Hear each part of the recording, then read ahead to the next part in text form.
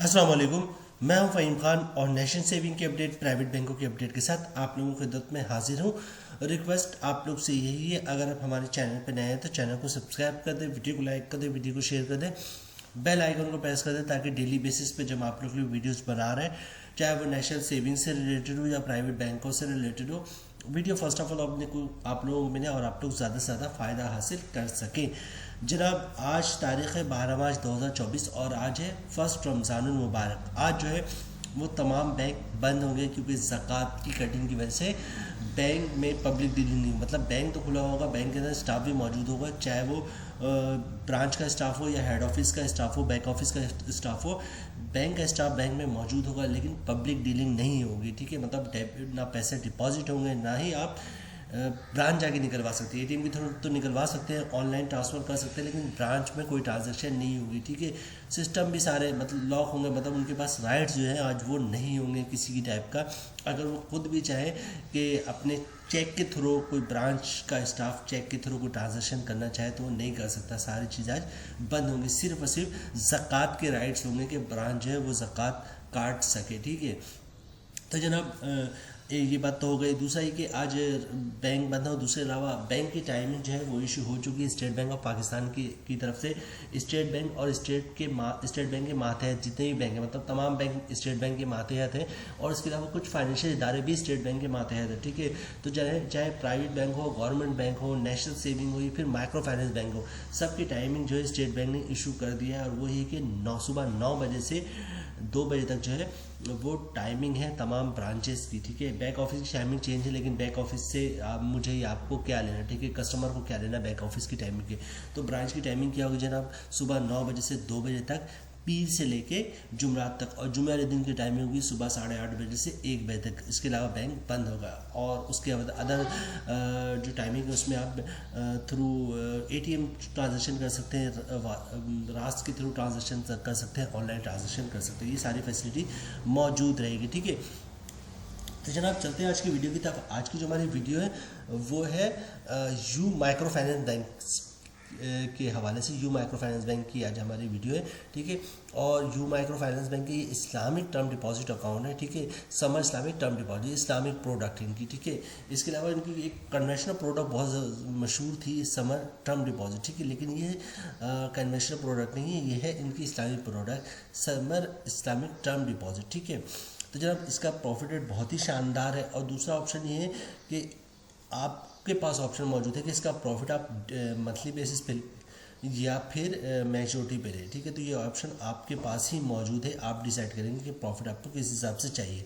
तो जब आप चलते हैं प्रोडक्ट की तरफ। ठीक है, यू माइक्रो फाइनेंस बैंक बहुत तेज़ी से ऊपर आ रहा है, और उन्होंने इस्लामिक बैंक भी स्टार्ट कर दी है, और उनकी ये प्रोडक्ट बहुत ही, मेरे लिहाज से तो बहुत ही शानदार प्रोडक्ट, प्रॉफिट रेट भी बहुत अच्छा है इस्लामिक बैंक के हिसाब से। ठीक है, तो देखते हैं और क्या ये बता रहे हैं हमें यू माइक्रो फाइनेंस बैंक।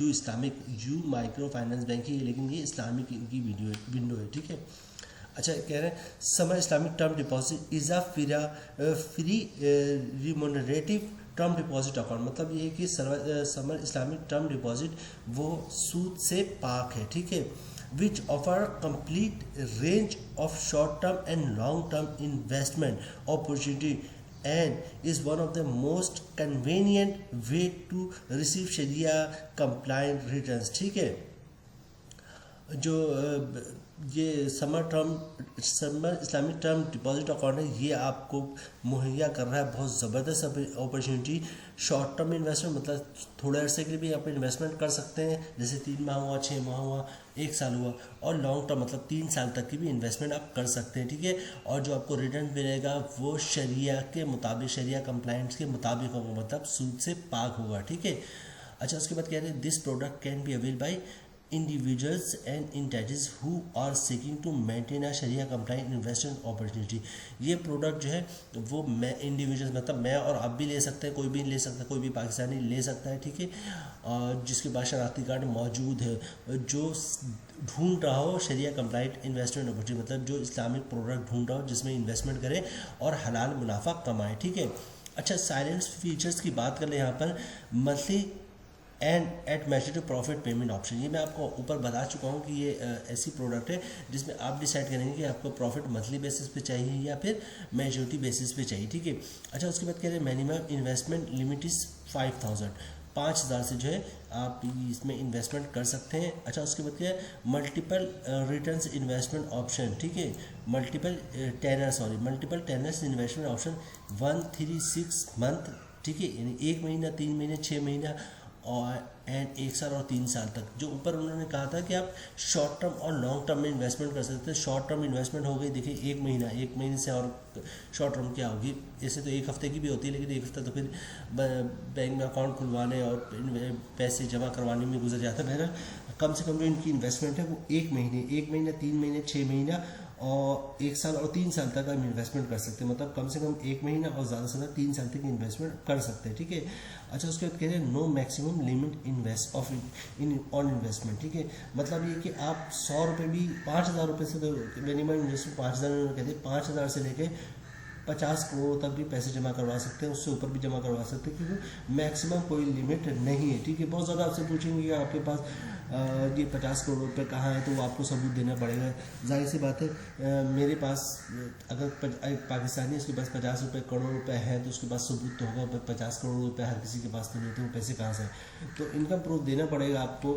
मतलब ये कि कहाँ से पैसे आ रहे हैं, कितने पैसे आपके पास, पैसे कैसे, ठीक है। अच्छा, उसके बाद बात कर लेते हैं जनाब अकाउंट खुलवाने का तरीका। तो आपको यू माइक्रो फाइनेंस बैंक की किसी भी ब्रांच का विजिट करना पड़ेगा। अब तो धड़ाधड़ ब्रांचेस खुल लिए यू माइक्रो फाइनेंस बैंक की, आपने खुद भी देखा होगा, मुझे भी हर थोड़े देर फासले पे यू माइक्रो फाइनेंस बैंक की ब्रांचेस दिख रही।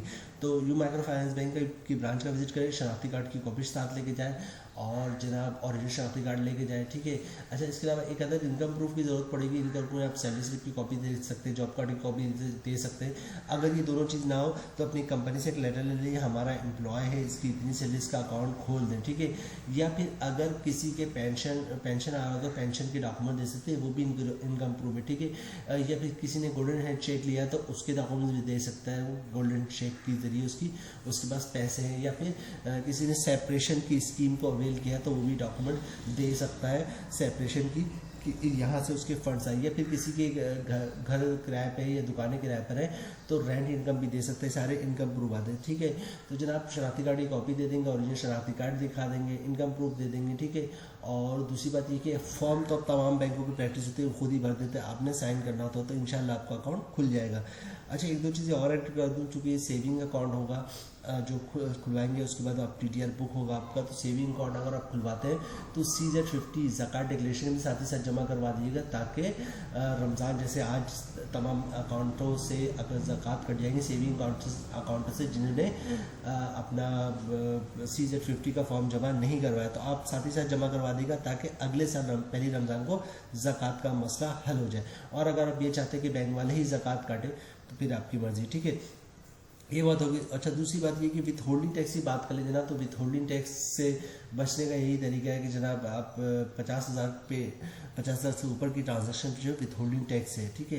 ये तो आप अगर चाहते हैं विथ होल्डिंग टैक्स ना कटे तो 50,000 से कम की ट्रांजैक्शन करें, तो फिर आपका विथ होल्डिंग टैक्स नहीं कटेगा, ठीक है। अच्छा, उसके अलावा बात कर लें जनाब इन टैक्स की, ठीक है। तो अभी टैक्स से बात करने से पहले ये जो उन्होंने term deposit account at U bank लिखा हुआ, इसको पढ़ लेते हैं। उसके बाद फिर हम बात करेंगे कि इसका प्रॉफिट रेट कितना है, ठीक है, और फिर मंथली प्रॉफिट कितना बनेगा आपको, और फिर टैक्स कितना कटेगा, तो मतलब ग्रॉस प्रॉफिट कितना बनेगा और नेट प्रॉफिट कितना बनेगा, ठीक है। अच्छा, ये पढ़ लेते हैं, ये क्या कह रहे हैं जनाब, term deposit account at U bank, ठीक है। क्या कह रहे हैं, term deposit account is based on principles of मुदारबा वेयर कस्टमर इज रबीउल माल एंड बैंक इज मुदारिब, ठीक है। The bank may its discretion use और एम्प्लॉय, ठीक है, such funds at deems fit under the products and avenues approved by Sharia advisor of the bank, ठीक है। Bank share the profit on the basis of predetermined profit sharing ratio, ठीक है। Return on deposit will be based on determined weightages for each month or any interval decided by the bank fact sheet contains this information shall be availed at customer's request and also placed at the public notice board of branches, ठीक है, and the bank's website, ठीक है. In the event of loss to the pool, all the investment of the pool shall such loss opportunities to their investment.